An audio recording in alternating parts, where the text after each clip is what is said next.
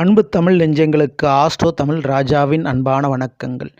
இன்றைய பதிவில் தனுசு ராசி மூல நட்சத்திரத்தில் பிறந்த நண்பர்களே, அதிகாரம் முதல் அரசாங்கம் வரை உங்களுக்காக மாற்றப்போகின்ற சில சம்பவங்கள், அதனால் உங்களுக்கு மிகப்பெரிய அளவு பொன்னும் பொருளும் கிடைக்கப் போகுது. அதை பற்றி இந்த பதிவில் பார்க்க போகிறோம். குறிப்பிட்டு தமிழ் புத்தாண்டின் மூலமாக இது கிடைக்கப் போகுது.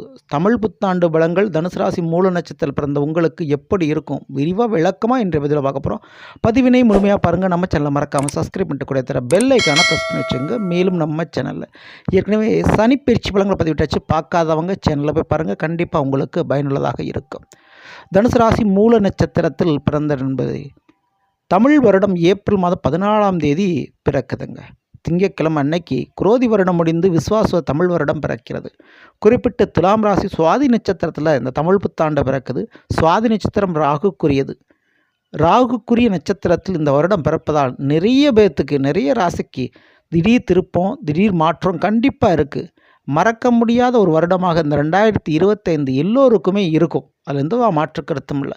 அதில் குறிப்பிட்டு 3 கிரக பயிற்சிகள் தமிழ் புத்தாண்டுக்கு பிறகு நடக்கப்போகுது. ராகு, கேது மற்றும் குரு. சனிப்பயிற்சி அதற்கு முன்னதாகவே நடந்து விட்டது. மார்ச் 29 உங்களுடைய தனுசிற்கு 3ஆம் இட கும்பத்திலிருந்து 4ஆம் வீடான மீனத்துக்கு சனிவான் மாறிட்டார். சரிங்களா? ஸோ சனிப்பயிற்சி மார்ச் 29 நடந்து முடியுது. இப்போது இதற்கு அடுத்தபடியாக ஏப்ரல் 14 தமிழ் புத்தாண்டுனா மே மாதமே ராகுகேது பயிற்சி. இதில் கேதுபவனுடைய பயிற்சி தாங்க ரொம்ப உங்களுக்கு விசேஷம். காரணம் என்னென்னா, உங்களுடைய நட்சத்திராதிபதி கேது. ஸோ மூல நட்சத்திரக்கு அதிபதியான கேது பகவான் 10ஆம் வீடான கன்னியிலிருந்து 9ஆம் வீடான சிம்மத்துக்கு போகிறாரு, பாக்கியத்துக்கு போகிறாரு, அரசாங்க உத்தியோகத்துக்கு காரகிரகமான சூரியனுடைய வீட்டுக்கு போகிறாரு. மிகப்பெரிய அளவு உங்களுக்கு ஒரு லாபம் கிடைக்க போதுங்க.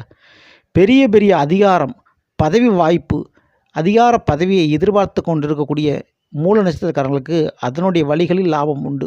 ஆமாங்க, அரசு வேலை கிடைக்கும், அரசியல் தொடர்பு இருக்கும், அரசாங்க தொழில் கான்ட்ராக்ட் கிடைக்கும், அரசாங்கத்திலிருந்து ஒரு லோன் விஷயம் கிடைக்கும், மருத்துவ உதவி கிடைக்கும், ஏதாவது ஒரு வழியில் அரசாங்க பணவரவு கிடைக்கும் உங்களுக்கு, அல்லது உங்களுடைய வாழ்க்கை துணைக்கு, அல்லது உங்களுடைய பிள்ளைகளுக்கு என யாருக்காவது அது கிடைத்து அது உங்களுடைய கைக்கு வந்து சேரும். அதை நீங்கள் அனுபவிப்பது உறுதி.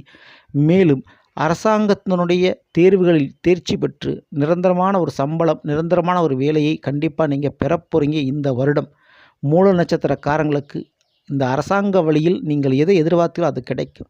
சட்ட சிக்கல் இருக்குது, ஒரு கோர்ட்டு கேஸ் பிரச்சனை இருக்குன்னா அதே அரசாங்கம் உங்கள் பக்கம் சாதகமாக சில தீர்ப்புகளை வழங்கிடும். ஸோ அதனால் உங்களுக்கு ஒரு நன்மைகள் கிடைக்கும். மேலும் 9ஆம் வீடு சூரியனுக்குரிய சிம்மராசி என்பதால் கண்டிப்பாக தந்தை வழி உறவுகளால் ஏற்பட்ட பிரச்சனைகள் குறையும். உங்களுக்கு மேலே அதிகாரத்தில் இருக்கக்கூடியவங்க, பதவியில் இருக்கக்கூடியவங்க, அவங்களால உங்களுக்கு ஏதாவது தொந்தரவு பிரச்சனைகள் இருந்தால் அந்த பிரச்சனை அடியோடு மாறுங்க. ஸோ இது போக குரு பயிற்சி, அதாவது உங்களுடைய ராசிநாதனுடைய குரு பயிற்சி குறிப்பிட்டு மே மாதம் நடக்கப்போது உங்களுடைய தனுசு ராசிக்கு 6ஆம் வீடான ரிஷபத்திலிருந்து 7ஆம் வீடான மிதுனத்துக்கு இடம் மாறுறாரு. அப்போது உங்களுடைய தனுசு ராசியை குரு பார்த்துடுறாரு. ஸோ குரு பார்வை தனுசு ராசிக்கு கிடைக்குதுங்க. ஸோ ஆக மொத்தம் ராசிநாதன் குருவும் சாதகமாக இருக்கிறார். நட்சத்திராதிபதியான கேது பகவானும் குறிப்பிட்டு 9ஆம் வீட்டில் அமர்றது மிகப்பெரிய அளவு உங்களுக்கு யோகம்.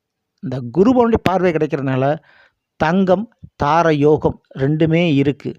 ஸோ கண்டிப்பாக கோல்டு சம்மந்தமான நகை அடமானத்தில் தான் மீட்டெடுப்பீங்க. புதிய தங்க நகை வாங்குறதுக்கு யோகம் இருக்குது. தாரம்னு சொல்லக்கூடிய வாழ்க்கை துணை அமையக்கூடிய ஒரு வருடமாக இது இருக்கும். மேலும் தான தர்மங்கள் செய்யக்கூடிய பாக்கியங்களும் உங்களுக்கு இருக்குது. அந்த தான தர்மங்கள் சேவைகள் மூலமாக கௌரவம் பெயர்ப்புகள் உங்களுக்கு கிடைக்கும். பிள்ளைகள் வழியில் ஒரு நன்மைகள் உங்களுக்கு நடக்கும்.